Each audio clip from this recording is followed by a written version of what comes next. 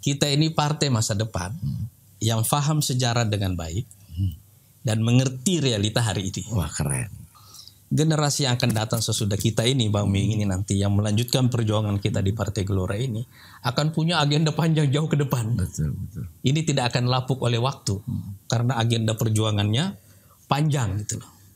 Mestinya sepertiga pertama dari umur manusia itu, manusia Indonesia itu, dia diintervensi oleh negara, diurus oleh negara. Ibu hamil itu simbol kehidupan. Oke. Itu simbol generasi. Semuanya dibantukan di sepertiga pertama dari hidupnya yang menjadi fondasi dari kehidupannya selanjutnya. Alasan kenapa Partai Gelora bergabung dalam koalisi ini mendukung Pak Prabowo sebagai calon presiden. Karena faktor ini, satu, ketemu dalam narasi.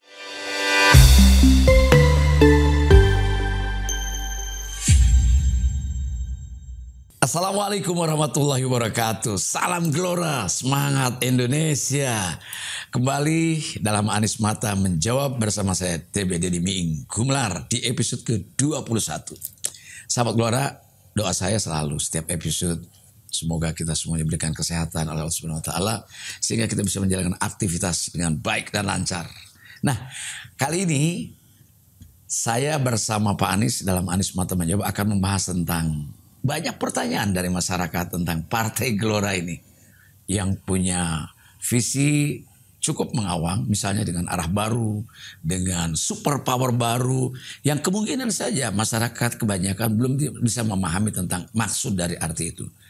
Kalau kita baca di dalam manifesto politik, ya, manifesto politik Partai Gelora ada kata-kata yang sangat populer, yaitu langit kita terlalu tinggi dan kita terbang terlalu rendah. Nah, saya kira menarik. Ini bagaimana caranya kita merubah dari semua narasi yang ada menjadi satu gerakan atau jadi satu aksi. Nah, kampanye Partai Gelora dari narasi ke aksi. Kita tanyakan, apa sih agendanya kalau sudah menang kepada Pak Anies Mata? Assalamualaikum warahmatullahi wabarakatuh, Mas. Waalaikumsalam warahmatullahi wabarakatuh. Salam Gelora. Semangat Indonesia. Sehat ya? Sehat. Ya, kita harus sehat. Alhamdulillah. Para pemimpin Indonesia harus sehat lahir dan batin. Gitu. Jangan cuma lahir aja. Kalau lahir ada rumah sakit, batin yang berat nggak ada rumah sakit gitu. Ya. Baik Pak Anies, kali ini kita mungkin sedikit rehat dari saudara-saudara kita, bukan meninggalkan Palestina. Tetap kita berdoa, kita tetap berjuang bagaimana saudara-saudara kita bisa merdeka. Satu hal. Tetapi kita juga dalam negeri punya agenda. Baik itu Pilpres maupun Pileg. Dan kita jangan ketinggalan juga. Kita dorong-dorong Pilpres, kita nggak masuk nih. Yang penting bagaimana Partai Gelora harus menang dulu minimal 4% masuk parlemen. Itu konsep awal yang harus kita perjuangkan. Nah, kali ini saya ingin bertanya karena banyak masukan melalui media kita yang menanyakan sesungguhnya apa itu sih super power baru, arah baru, dan yang paling spesifik kira-kira Partai Gelora kalau udah menang itu mau ngapain yang pertama? Itu langkahnya. Gimana Pak Anies? Silakan. Saya mau mengucapkan atau menyapa dulu ya para pemirsa. Alhamdulillah kita bertemu lagi. Amin. Mudah-mudahan ini pertemuan yang diberkahi oleh Allah Subhanahu wa taala. Saya memang mendapatkan banyak sekali pertanyaan ya.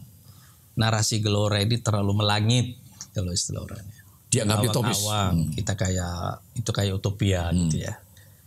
Apa sih itu menjadi super power baru? Apa sih itu? Makhluk apa kira-kira? Iya. Arah baru Indonesia. Arah baru. Terlalu abstrak gitu. Ya. Yang simpel-simpel aja. Kalau berkuasa terus mau ngapain tuh? Ya. Atau paling tidak orang bertanya, kalau Anda berkuasa dari mana memulai perjalanan menuju Indonesia super power baru itu? Nah, Mami, saya mau menjelaskan dulu satu kaidah dasar yang penting sekali. Mengapa kita bicara narasi besar dulu? Itu ya. Partai itu ada 3 jenisnya secara waktu. Secara waktu ya. Ada partai masa lalu, ada partai masa kini, ada partai masa depan. Ada nggak partai yang masa bodoh? Nah, partai masa lalu biasanya andalannya adalah sejarah, memori. Makanya selalu nostalgia. Nostalgia melulu itu. Yang kedua partai masa kini. Biasanya mereka ini realistis. Apa kebutuhan masyarakat di bawah? Minyak goreng kasih minyak goreng. Iya kan? Nggak butuh kerudung dikasih kerudung. Ya, itu Yang ketiga ini ada partai masa depan. Orang yang melihat ke depan. Futuristik. Futuristik ini. Nah biasanya yang begini ini rada imajinatif. Iya kan? Betul. Nah ini 3 jenis partai secara waktu ini. Partai Gelora ini kalau mau ditempatkan waktunya, kita ini partai masa lalu atau partai masa kini atau partai masa depan. Kita ini partai masa depan yang paham sejarah dengan baik dan mengerti realita hari ini. Wah keren. Jadi Partai Gelora itu adalah partai masa depan yang memahami sejarah masa lalu tapi juga paham tentang keadaan hari ini. Nah itu bedanya antara tadi Pak Ketut menyampaikan imajinatif dengan istilah bahasa anak sekarang halu. Itu beda, bukan halusinasi. Nah, jadi begini Pak, biar gampang nih kita. Saya mau sederhanakan. Ada 3 peristiwa sejarah. Dalam 50 tahun pertama abad 20 yang lalu. Jadi di awal abad 20 tahun 1905, 1908 bermunculanlah di Indonesia pergerakan kemerdekaan nasional. Jadi ini adalah satu lompatan dari perlawanan kedaerahan sebelumnya. Orang melihat bahwa perlawanan kedaerahan ini gagal. Karena itu harus dilakukan secara nasional, secara masif. Besar dalam skala geografinya, ya kan?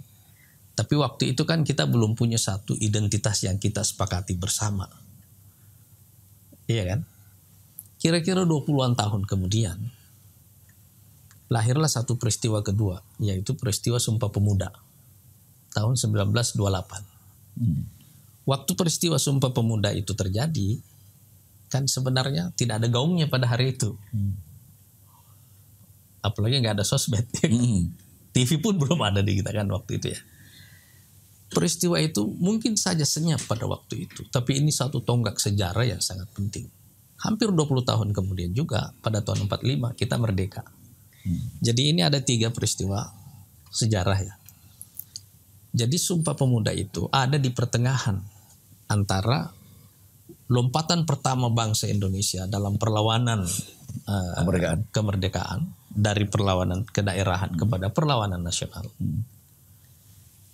Yang kedua peristiwa sesudahnya yaitu buahnya, hasil dari perjuangan 50 tahun, hampir 50 tahun sebelumnya ini, yaitu kemerdekaan Indonesia. Nah, di antaranya itu ada peristiwa Sumpah Pemuda. Jadi kira-kira Partai Gelora idenya persis seperti ide Sumpah Pemuda itu. Kalau kita menengok ke belakang, ada Budi Utomo. Ada Syarikat Islam. Kalau kita menengok ke depan, ada Proklamasi Kemerdekaan Indonesia. Ya kan? Ya. Nah, kita ada di Sumpah Pemuda. Nah, kira-kira nanti pada tahun 2045 waktu kita merayakan Indonesia Emas itu, kita menengok ke belakang. Nah, tahun 2019 ada Partai Gelora. Kira-kira gitu ya. Jadi ini adalah partai masa depan yang punya akar kesadaran sejarah yang kuat. Mengerti situasi kita hari ini, tapi menyiapkan peta jalan ke depan. Makanya insya Allah partai ini akan punya keunggulan bahwa generasi yang akan datang sesudah kita ini, Bang Ming ini nanti yang melanjutkan perjuangan kita di Partai Gelora ini akan punya agenda panjang jauh ke depan. Betul.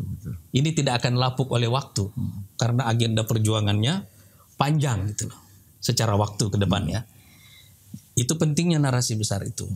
Yang kedua, narasi yang menyangkut masalah dimensi makna yang ada dalam politik. Di mana kita mewarisi pertarungan segitiga yang panjang kanan, tengah, kiri ini. Ya kan? Ada Islam, ada nasionalis, dan ada sosialis. Di kita ini kan tiga arus kekuatan utama ini kan bersaing. Dan kekuatannya kira-kira seimbang-seimbang aja semua kan dari masa lalu ini. Kalau kita melihat antara Islam dan yang nasionalis ini, tema besarnya itu kan adalah hubungan antara negara dan agama. Kalau kita melihat nasionalisme dan yang kiri ini, tema besarnya kan adalah tema keadilan sosial. Iya kan? Jadi sebenarnya kalau kita menggabungkan antara agama, demokrasi itu, nasionalisme kita ini, dan kemudian dengan keadilan sosial atau kemakmuran bersama, kan kira-kira maknanya kan? Ini kan kita bisa menggabungkan 3 dimensi ini, gitu. Yaitu kanan, tengah, dan kiri. Nah, waktu kita di Partai Gelora bicara tentang Indonesia sebagai superpower baru, bicara tentang arah baru Indonesia itu, karena kita ingin menggabungkan 3 unsur ini sekaligus, agama, demokrasi, dan keadilan sosial atau kemakmuran bersama. Ya kan? Supaya kita punya versi bahasa yang tepat nih, yang kita maksud dengan keadilan sosial itu adalah makmur bareng. Makmur bareng. Kira-kira gitu kan? Adil makmur. Itu yang kita maksud. Tapi kita juga tidak mau model seperti Cina, iya kan? Di mana negara menguasai semuanya, atau negara sekuler yang lainnya di mana agama dikesampingkan. Kita mau 3-tiganya ini menyatu. Makanya spektrum kita, ruang kita berkeliling ini dari kanan, tengah, kiri itu luas. Jadi dari segi waktu panjang dan dari segi spektrum makna luas gitu. Itu enaknya kita di sini. Nah, sekarang kita bicara kepentingan jangka pendek. Kan mau pemilu kan? Sekarang kita di tengah nih kan? Ada di tengah nih kan? Hari ini nih. Partai masa kini nih kan? Ingat ya. Catat kita ada di tengah. Kita ada di tengah nih kan? Artinya secara konsolidasi kita juga harus inklusif gitu kan. Ya, nah sekarang kita misalnya kita mau berjalan ke masa depan. Dari hari ini, dari mana kita mulai? Ya kan? Kita kan tidak memulai dari nol itu dulu. Karena kita punya akar sejarah. Iya kan? Artinya Gelora paham betul tentang problem Indonesia hari ini. Kita paham di mana kita memulai. Dan kita memulai itu maknanya adalah dari mana orang lain berhenti. Iya kan? Maknanya dari mana orang lain berhenti. Kita memulai. Jadi para pendahulu kita, ini Bung Karno, Pak Harto, Habibie, Gus Dur, Mega, SBY, Pak Jokowi sekarang, kan semuanya punya kontribusi secara akumulatif yang membawa kita pada kenyataan hari ini. Iya kan? Kita tidak boleh menafikan semua kerja mereka dulu. Kita harus memulai dari mana mereka berhenti. Iya kan? Itu yang kita maksud dengan partai hari ini, tapi juga partai masa depan. Kalau kita tahu dari mana kita memulai, kan berarti kita sudah tahu sebelumnya kemana kita mau pergi. Tapi Pak Anies meyakini bahwa tahun 2024 ini ada 0 km dalam siklus yang berikutnya. Ini yang saya maksud dengan mudah-mudahan ini akan menjadi awal dari gelombang ketiga. Walaupun kita tidak spesifik tentang tahun ya. Tetapi kira-kira ini perjalanan kita di awal-awal menuju dalam gelombang sejarah besar yang saya sebut dulu sebelumnya tahun 2013 yang lalu sebagai gelombang ketiga Indonesia. Nah, sekarang dari mana kita mulai? Bang Mi, saya untuk jadi superpower baru itu. Bang Mi, saya yang percaya pada mimpi besar itu. Tapi saya juga percaya pada sikap realistis. Kalau kita punya mimpi besar, kita mesti punya langkah kecil. Kalau kita punya mimpi besar, kita harus punya langkah kecil. Karena langkah kecil ini yang tidak berhenti, itu yang mengantarkan kita sampai ke mimpi besar. Gitu kan? Nah sekarang, dari mana kita mulai kalau kita mau membangun Indonesia sebagai superpower baru misalnya, iya kan? Kita harus mulai dari manusianya. Kita mulai dari manusia Indonesia. Modalnya manusia, modal manusia, human capital. Kenapa? Karena manusia inilah tulang punggungnya, pemikul bebannya, iya kan? Kalau kita bicara ekonomi, kita bicara manusia. Kalau kita bicara pertahanan, militer kita bicara manusia. Gak mungkin militer tanpa manusia. Mana ada negara yang militer tanpa tentara. Nah kalau mau lihat manusia sekarang, lihat Hamas dan Israel sekarang kan. Itu manusia. Secara teknologi kan Israel unggul kan. Terus secara manusia tidak. Hamas unggul kan. Lihat aja kan. Nah sekarang kita lihat, kita bicara teknologi, ya inovatornya kan manusia juga. Jadi kita bicara pada tulang punggungnya dulu nih, basic, modal awalnya itu adalah manusia. Nah, kita bicara manusia, biar gampang nih ya. Kalau kita misalnya ambil hidup manusia itu 60, 70, 80 tahun. Anggaplah kita 70 tahun lah kayak begitu. Pak, aku tuh musuh lah, mungkin 70 tahun ke atas lah. Saya udah 65 soalnya. Kalau dibatasi cuma 60, kita udah lewat. Takut stop. Karena kita tidak paham kapan berhentinya. Kita pakai hadis Nabi aja sebagai batasan ya. Ya, dekat lah gitu ya. Dekat. Ya Allah. Mudah-mudahan sudah lewat. Nah, mestinya sepertiga pertama dari umur manusia Indonesia itu dia diintervensi oleh negara, diurus oleh negara. Seperempat apa? Sepertiga. Oke. Jadi kira-kira dari 20 tahun. Sejak dia ada dalam kandungan sampai dia berumur 22, kira-kira 22, 23 begitu ya. Ya. Diintervensi oleh negara. Jelasin agak spesifik, ini agak-agak rawan nih istilah ini. Jadi kalau kita tanya di mana kita memulai perjalanan menuju Indonesia super populer, saya mau bilang dari ibu hamil. Perjalanan kita dimulai dari ibu hamil. Iya kan? Ya. Ibu hamil itu adalah simbol kehidupan. Ya. Tapi jangan setiap ibu hamil dikasih hadiah, jangan. Ntar banyaknya hamil. Ibu hamil itu asal hamil aja ntar bahaya. Ibu hamil itu simbol kehidupan. Oke. Itu simbol generasi. Simbol kehidupan dan simbol generasi. Simbol kesinambungan. Simbol kesinambungan. Iya kan? Oke. Jadi kalau kita bilang kalau ini kita pakai bahasa Arab ini, ibu hamil itu simbol dari iradatul hayah. Iradatul hayah. Wow. Keinginan untuk hidup. Keinginan untuk hidup. Ya. Nah, bayi yang ada dalam perut kandungan ibu atau dari kandungan ibu itu langsung harus diintervensi oleh negara. Kenapa? Karena kita ini punya masalah besar di Indonesia. Jadi negara hadir ngurusin orang hamil. Sejak setiap bayi ada dalam kandungan ibunya, udah diurus oleh negara. Kenapa? Karena sepertiga dari bayi kita yang lahir itu stunting. Sepertiga ya dari bayi yang lahir di Indonesia adalah stunting ya. Nah sekarang kalau bayi yang lahir nanti itu stunting, kurang gizi gitu ya. Tidak punya kemampuan sebagai manusia bebas yang bisa memikul tanggung jawab nanti. Tinggi badan terbatas, semuanya terbatas kayak kita. Itu kan berarti sepertiga dari bayi yang lahir itu kan akan menjadi beban masyarakat dan beban negara di kemudian hari. Iya kan? Bukan hanya beban keluarga. Iya. Setiap tahun kira-kira ada 4 juta bayi yang lahir. 4 juta lahir ya. Iya.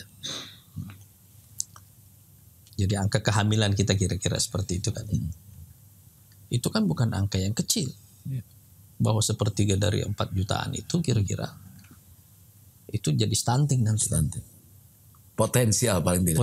Berpotensi begitu. Makanya kita harus mengurus dulu di situ. Manusia Indonesia sejak dia ada di dalam kandungan itu. Setiap ibu hamil harus kita kasih bantuan gizi. Oh, artinya intervensi itu pemerintah hadir dengan politik anggarannya. Ya. Bagaimana setiap ibu hamil itu mendapatkan jaminan gizi, nutrisi yang baik. Itu mengurangi beban suami sedikit. Iya. Karena belum tentu juga dia mendapat asupan yang cukup memungkinkan di kebutuhan orang hamil itu. Iya. Jadi di sini juga kita menempatkan bagaimana seorang ibu itu benar-benar bukan hanya ibu bagi bayinya, tapi ibu dalam pengertian ibu pertiwi juga itu. Ibu bagi negerinya. Ibu bagi negerinya gitu. Nah, itu kan 9 bulan ya. Yeah. Setelah itu kita kasih lagi tambahan bantuan gizi, nanti vitamin D. Nah, saya kira dokter-dokter kita akan bicara banyak di sini nanti supaya bayi yang lahir ini itu bisa tumbuh sehat. Fondasinya secara fisik itu kuat. Ini konsep nasional semacam ini saya kira tidak bisa hanya dibebankan pada APBN atau pemerintah pusat. Ini juga orang-orang di otonomi daerah, pemerintah daerah, kayak pendidikan. Iya. Harus ada aturannya yang mereka juga menangani. Sekarang setelah itu dia mulai akan masuk sekolah, TK, kemudian SD, SMP, SMA. Kan di zaman Pak Harto dulu ada wajib belajar tapi baru 9 tahun. 9 tahun. Di era reformasi kan lumayan alhamdulillah naik jadi 12, ya kan? Tapi konsep kita ini selanjutnya adalah membuat konsep full day school.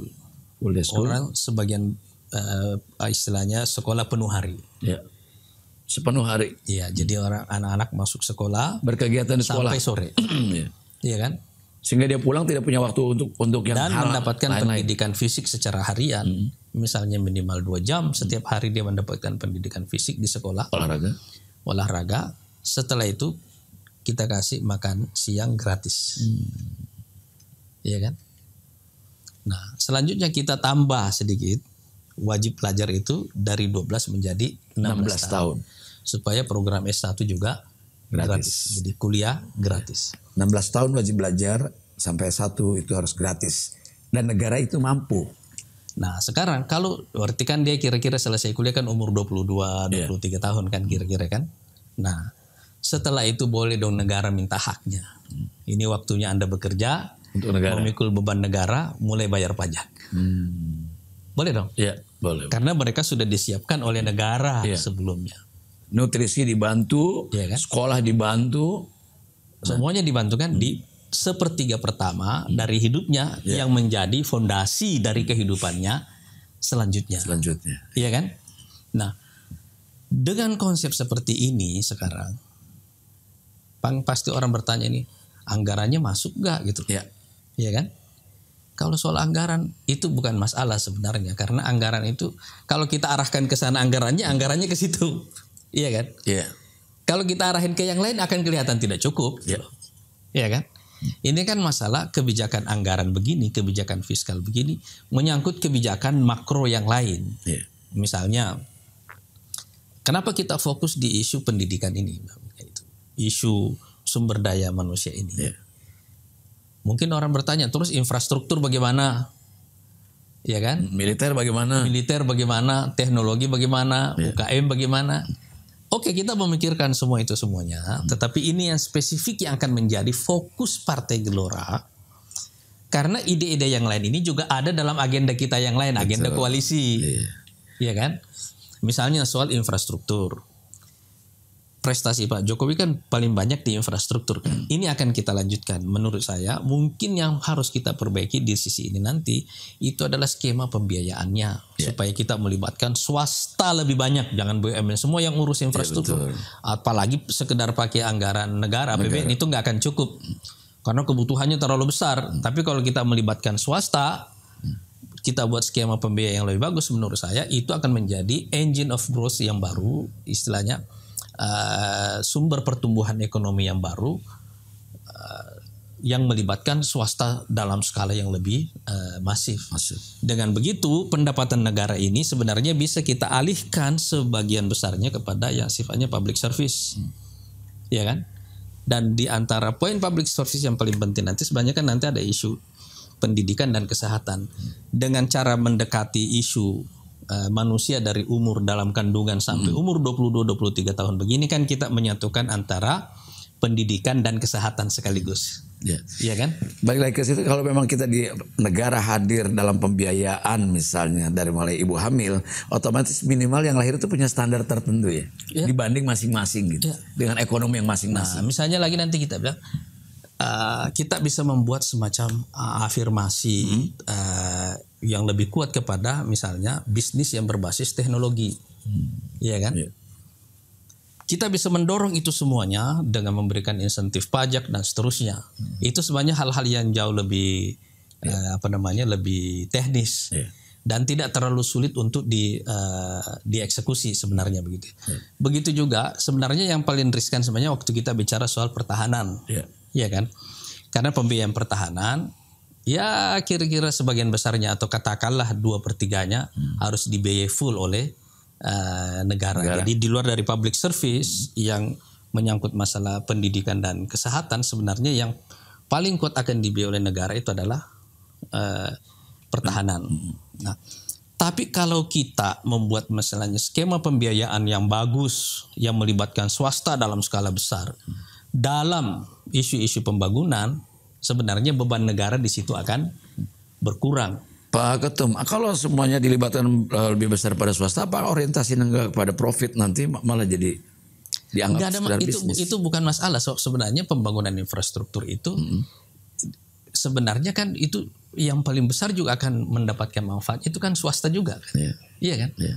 Tapi negara tidak akan kuat membiayai kebutuhan infrastruktur yang sangat besar itu murni dari APBN, itu nggak akan kuat. Sama juga pendidikan ya. Seandainya SMP itu hanya negeri semua tanpa swasta, saya kira nggak terdidik orang-orang itu. Nggak akan kuat. Yang kita bicarakan ini kan yang ada dalam kewajiban negara, ya kan? Swasta misalnya nanti kita bisa membuat nanti gerakan wakaf secara masif, secara nasional untuk memberikan bantuan pendidikan. Ya. Iya kan? Ya. Kan bisa kita bikin ya. Bayangkan organisasi seperti Muhammadiyah punya lembaga pendidikan yang sangat banyak, punya lembaga wakaf yang luar biasa bagusnya. Tapi begitu kita ini negara menjadikan ini sebagai fokus utama, pendapatannya sebagian besarnya dialihkan ke situ, ini akan menjadi semacam moment of luck. Oke.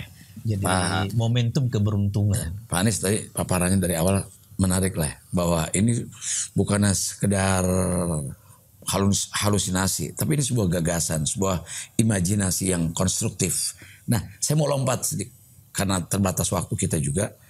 Ini kalau dari gagasan kita kan presidennya besok kan bukan Pak Anies mata, gitu. Oke, kita mungkin hanya sebagai pendukung di parlemen, sebut saja insya Allah kita menang misalnya.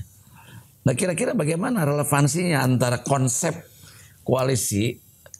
Apa memungkinkan kita bisa mengkolaborasikan ini? Kan kita sekarang kita mendukung. Kita begini ternyata presiden nggak mau gitu, repot. Nah, yang menarik sebenarnya adalah salah satu alasan kita mendukung Pak Prabowo sebagai calon presiden karena ada ketemu narasinya, ya kan? Ide tentang superpower baru, walaupun bukan dalam bahasa beliau misalnya dulu macan Asia atau sekarang jadi Indonesia emas. Ya, katakanlah maknanya golnya sama gitu kan. Artinya kita ketemu dalam narasi ini dan juga ketemu dalam fokus. Oke. Jadi Pak Prabowo juga punya fokus yang sangat kuat kepada isu pendidikan ini. Misalnya isu tentang makan siang gratis itu ya, itu sudah masuk di agenda koalisi gitu ya. Tapi kan kita juga punya agenda yang lainnya, pembangunan infrastruktur, UKM dan seterusnya. Saya potong, ini biar penjelasannya takut ada yang nonton. Ini makan siang gratis itu untuk anak-anak sekolah loh ya. Bukan orang lagi nganggur terus beli seragam SMA, bukan ini. Terus ngantri. Iya. Nah, jadi ini kita mau memperlihatkan bahwa ini ada agenda besar dalam koalisi dan ada fokus kita di dalam agenda besar itu. Gitu ya. Jadi alasan kenapa Partai Gelora bergabung dalam koalisi ini mendukung Pak Prabowo sebagai calon presiden karena faktor ini, satu, ketemu dalam narasinya. Ada narasi, ada kesamaan narasi. Ada kesamaan dalam narasi dan dalam agenda aksi ini akan menjadi fokus kita nanti ini gitu. Nah, Pak Prabowo misalnya sering bicara tentang ketahanan pangan, ya kan? Kita ada dalam agenda itu juga semuanya, karena itu agenda yang secara geopolitik harus menjadi sekarang prioritas banget. Yang saya tangkap dari Pak Anies tadi, apapun agendanya itu militer, ekonomi, sosial, budaya, hukum dan lain-lain, tanpa membenahi dari unsur manusianya agak sulit. Jadi yang berbeda di sini di mana? Fokus kita sebagai partai. Kenapa? Karena infrastruktur ini sesuatu yang sudah berjalan, agenda berjalan kan. Ini kan tinggal dilanjutkan, iya kan. Tapi fokus kepada sumber daya manusia ini akan terutama kita fokuskan, tekankan sebagai istilahnya agenda utama kita yang akan kita masukkan di dalam agenda koalisi. Gitu loh. Saya kira ini tidak akan terlalu sulit karena pada dasarnya secara global memang sudah ketemu. Menariknya sebenarnya agenda koalisi ini kan dia lebih mirip seperti agenda kebangkitan. Ini seperti gerakan kebangkitan bangsa gitu loh. Dia komprehensif. Gelombang rakyat di situ. Energi. Ada energinya, ada gelombangnya gitu ya. Dia komprehensif, tapi kita di dalam pendekatan yang komprehensif itu juga punya fokus. Narasi kita komprehensif, tapi seperti yang saya bilang, setiap mimpi besar harus dimulai dari langkah kecil. Setiap mimpi besar harus dimulai langkah. Ini menarik nih, langkah kecil yang konsisten, istiqomah. Nah, sekarang kita mau fokus di situ karena kita yakin yang lainnya ini insya Allah ini akan berjalan. Gitu lah. Cuma misalnya supaya ide tentang infrastruktur tetap berjalan dan mengurangi beban negara pada waktu yang sama, kita perlu memperbaiki misalnya skema pembiayaannya. Lebih kepada situ. Jadi mudah-mudahan insya Allah dengan agenda aksi, dengan memulai dari sumber daya manusia ini, pembangunan manusia Indonesia ini, seperti yang saya katakan tadi, kita sudah memulai langkah kecil dari satu mimpi besar membangun Indonesia sebagai superpower baru. Oke, terima kasih Pak Anies. Memulai langkah kecil, ya kan, menuju sesuatu yang besar, tentunya. Ya, kita mulai dari situ. Dan yang paling penting tadi fokusnya Partai Gelora tadi bagaimana kita menjadi pabrik manusia dalam pengertian gagasan pemikiran dengan standar manusia yang baik. Di mana sepertiga dari waktunya manusia itu negara ikut andil di dalam menanganinya. Dari mulai hamil sampai dengan S1-nya selesai, 16 tahun wajib belajar. Kalau dengan demikian maka bangsa ini punya standar. Ada standar kualifikasi yang boleh bertaruh sebagai modal manusia untuk menyampaikan atau membawa misi dan visi ini pada negara sebagai superpower baru Indonesia. Untuk itu saya kira perlu kita dukung. Bagaimanapun juga bukan tanpa tantangan Partai Gelora di parlemen akan menghadapi tantangan tersebut. Yang paling jelas harus disampaikan satu hal. Ketika sepertiga bagian ini ditangani oleh negara itu bukan spending tapi itu investment. Terima kasih. Anda sudah mendengarkan apa yang disampaikan Pak Anies Mata. Semoga mendapatkan pencerahan dan ini menjadi keputusan bagi kita untuk Partai Gelora harus masuk ke parlemen dan bisa menjalankan program apa yang disampaikan oleh Pak Anies Mata. Terima kasih semuanya. Salam Gelora. Semangat Indonesia. Assalamualaikum warahmatullahi wabarakatuh. Waalaikumsalam warahmatullahi wabarakatuh.